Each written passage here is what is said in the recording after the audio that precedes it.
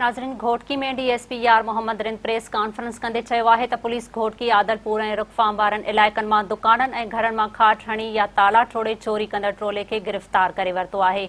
गिरफ़्तार थियल जवाबदारनि में इमरान, मंजूर आरई, अब्दुल रहमान महर ऐं साजन महर शामिल आहिनि, जॾहिं त हिकु जवाबदार ममताज़ अबड़ो फरार थी वियो आहे।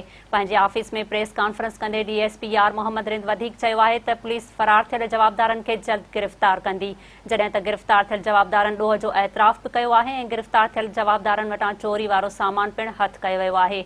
डीएसपी वधीक चयो आहे त घोटकी मां कार चोरी कंदड़ टोले जी बि ख़बर पइजी चुकी आहे।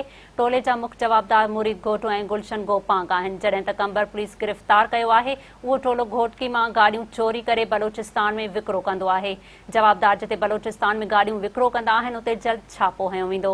हुन चयो त चोरी जे वारदातुनि में काफ़ी कंट्रोल थी चुको आहे। मोटरसाइकिल चोरी कंदड़ गैंग खे बि ट्रेस कयो वियो आहे। उन गैंग खे बि जल्द गिरफ़्तार करण लाइ पुलिस हिकमत अमली जोड़े वरिती आहे।